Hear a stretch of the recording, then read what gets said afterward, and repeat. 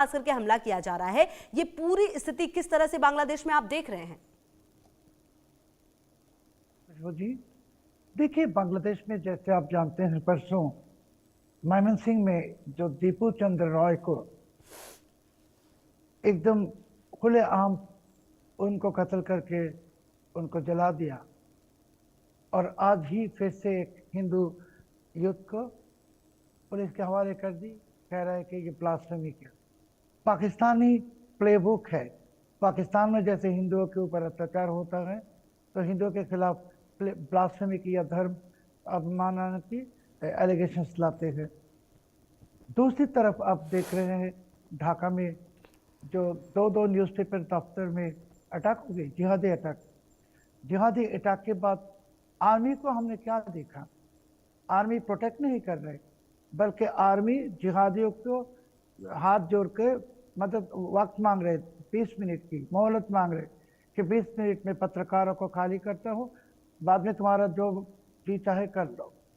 ये अगर हालत है एक देश की, जिस देश के आर्मी जिहादियों के सामने हाथ जोड़ता है, जिस देश में जिहादी खुलेआम फॉरेन मिशंस में, भारतीय हाई कमीशन में, भारत की डिप्टी हाई कमीशन में अटैक करता है, जिस देश में आज आप जानते हैं कि उस्मान हादी का जनाजा हुआ और इसी के बाद सड़कों में जिहादी आ गई, अलकायदा का फ्लैग लेके, इस्लामिक स्टेट के फ्लैग लेके, और नारा लगा रहे कि एक एक खूनी को पकड़ो और उसको कत्ल करो।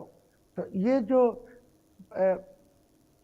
जो हिंसा फैला रहे समाज में, और जिस तरीके से जिहादी और इस्लामी कट्टरपंथी धीरे धीरे इसके असली चेहरे, जो दानवीय चेहरा दिखा रहा है, और इसके साथ साथ जो हुकूमत है तानाशाही यूनुस की, ये चुप है, क्योंकि यूनुस की तानाशाही ये सब जिहादी और आतंकवादी को मदद दे रहा है पिछले 16 महीने तक। सब मिला के बांग्लादेश की जो आज की हालत है बिल्कुल ही पाकिस्तान जैसा है, क्योंकि बांग्लादेश के ने ही यूनुस की तानाशाही ने पाकिस्तान के साथ गले मिलाए, और पाकिस्तान के साथ जो गले मिलाता है जो भी मुल्क, उसके लिए बर्बादी, और वही बर्बादी की आग अभी जल रहा है सारे बांग्लादेश में।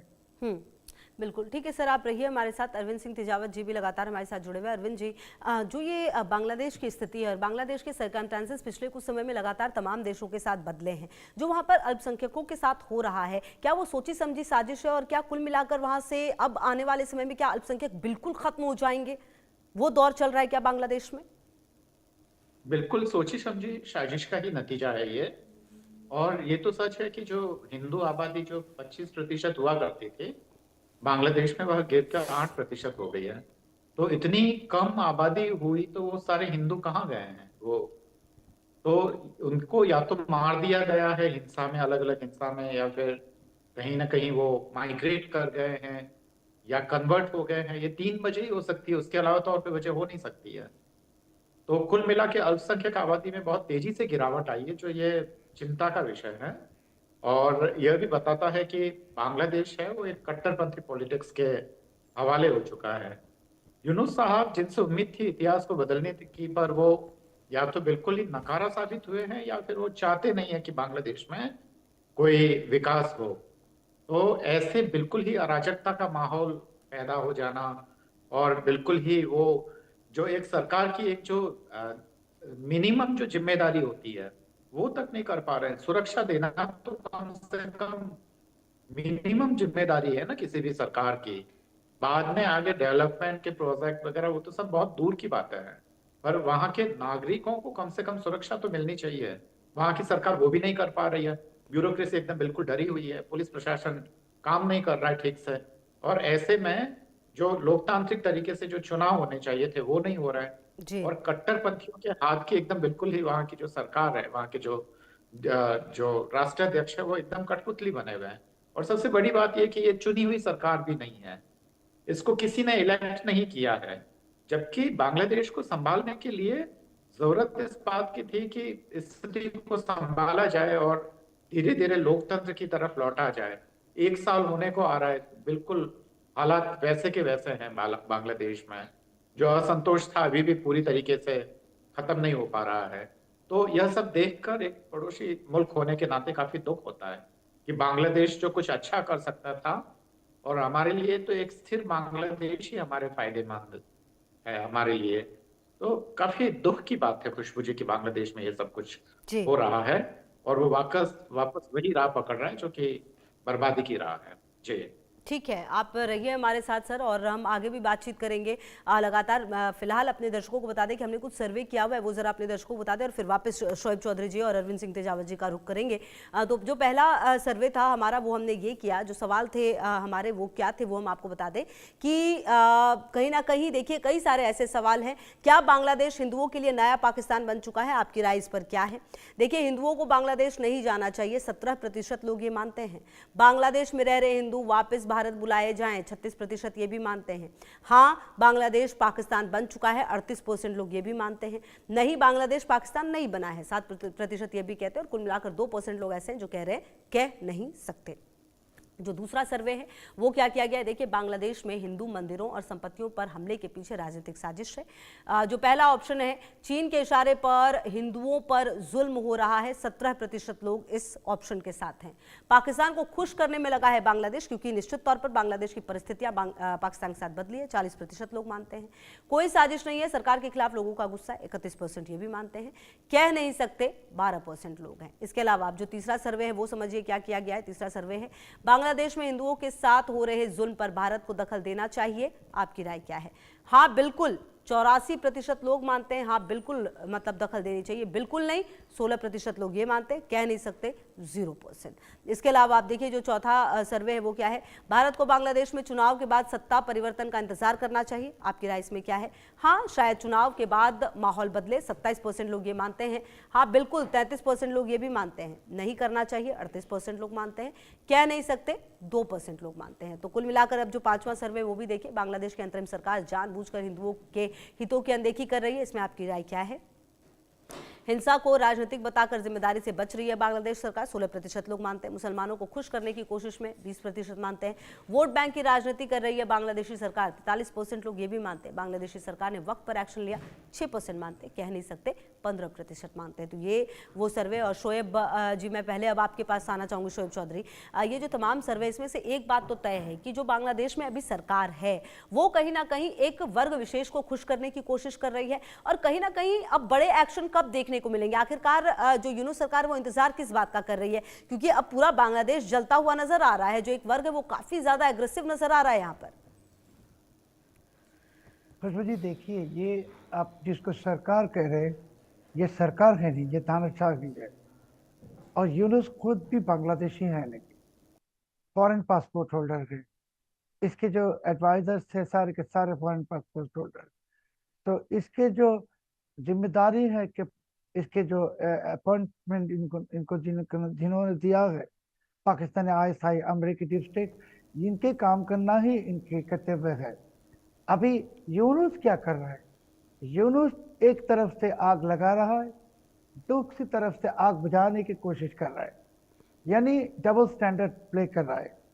नहीं तो आप देखिए कि हमारे सम्मानित अरविंद जी ने बिल्कुल ही सही कहा कि एक तानाशाही भी, ये तानाशाही है, सरकार है नहीं, मगर लोगों के लिए जो मिनिमम रिस्पॉन्सिबिलिटी होना चाहिए ये भी है नहीं, बल्कि ये लगे हुए हैं कैसे ये चुनाव को टाला जाए, कैसे जिंदगी भर पावर में रहे, कैसे लूटपाट किया जाए।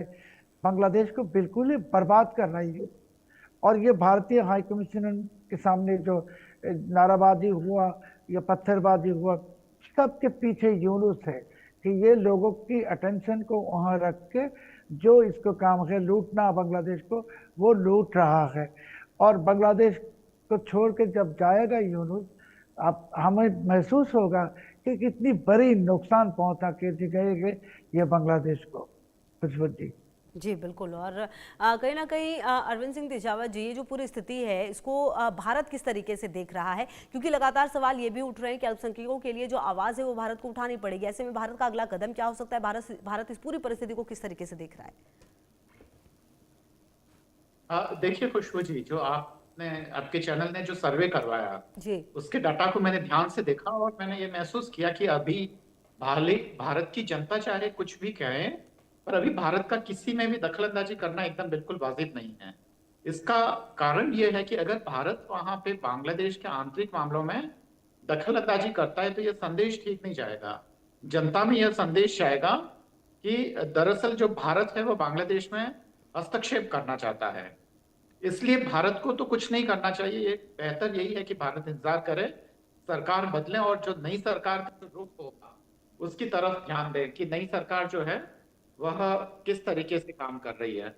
तो ज्यादा महत्वपूर्ण अभी यह है, नहीं तो भारत विरोधी जो भावनाएं हैं वो और मजबूत होगी।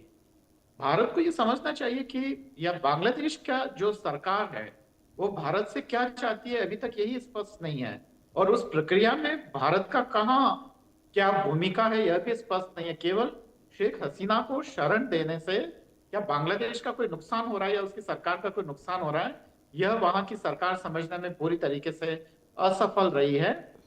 और यह भी ध्यान देने वाली बात है कि अगर ऐसी स्थिति में शेख हसीना को अगर भारत छोड़ देता है और वहां पे जैसा कि पूरी पूरी संभावना है कि उनकी हत्या की साजिश रची जाएगी, तो यह इसका सबसे बड़ा नुकसान तो खुद बांग्लादेश को होगा।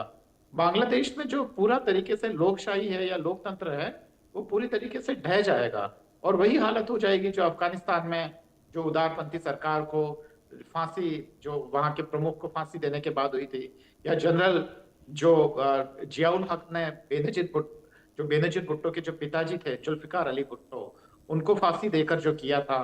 तो अगर वैसे ही उसी राह पे जाना है, एक तानाशाही की राह पे, तो मुझे लगता है कि भारत उस तरीके से बांग्लादेश की मदद ही कर रहा है वहां लोकतंत्र की स्थापना करने में।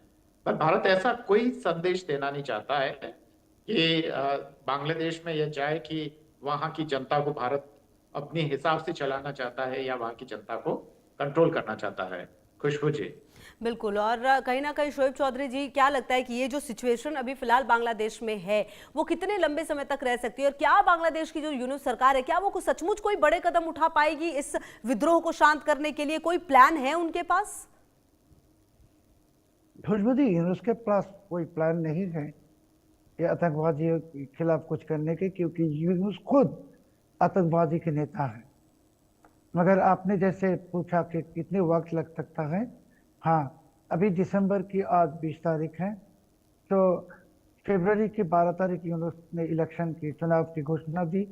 अगर यूनूस चुनाव नहीं करता है तो बांग्लादेश की जो मेन पॉलिटिकल पार्टी है बीएनपी, ये सड़कों में आ जाएगा, और बीएनपी सड़कों में आएगा तो बीएनपी खुफिया से अवामी लीग के साथ हाथ मिलाएगा। पिछले हमने पहले भी देखा है, जब भी बांग्लादेश में इस तरीके की तानाशाही के खिलाफ आंदोलन हुआ, बीएनपी अवामी लीग एक साथ मिल गई। हमारे को लगता है फिर से बीएनपी अवामी लीग एक साथ मिल जाएगा, और मिलने के बाद यूनूस को ये तख्ते पे रहना नामुमकिन हो जाएगा, मुश्किल हो जाएगा, इम्पॉसिबल भी हो जाएगा। दूसरी जो बात है खुशबू जी, कि जैसे मैंने कहा कि आर्मी का इनएक्शन जो लोग देख रहे हैं, हमारे बांग्लादेश के लोग सिर्फ नहीं, इंटरनेशनल कम्युनिटी देख रहे हैं, और हम आर्मी यूनाइटेड नेशंस के पीस कीपिंग मिशन काम कर रहे हैं। अभी यूनाइटेड नेशंस भी देखेगा कि ये आर्मी इसके अपने के देश की आतंकवादी को सामने हाथ जोड़ता है, तो हमारे को लगता है कि यूनाइटेड नेशंस बांग्लादेश आर्मी को नहीं ले जाएगा। और ये डिसीजन जब आ जाएगा तब आर्मी लीडरशिप जिसको हम कहते हैं, इसमें जो लोग हैं जितने हैं उनको शायद नहीं महसूस आएगा और वो कुछ करेगा। मगर हमारे को लगता है कि आने वाले 2-3 दिन में यूनूस की ये जो जंगी जिहादी ये बहुत लफड़ा करता रहेगा, क्योंकि बांग्लादेश को एक ऐसे हालत में ले जाने जहां वो कह सके यूनूस के इलेक्शन नहीं देने की कोई हालत है नहीं, सिचुएशन बुरा है, और वो काम करके it will be suicidal for them. वो उसी वक्त देयर विल बी कॉन्सिक्वेंसेस में भारत की तरफ से नहीं, क्योंकि भारत की तरफ से एक्शन होने से बांग्लादेश में यूनूस की एक्चुअली कुछ बिगाड़ेगा नहीं। Actually once there is international sanctions from the Washington, then Yunus को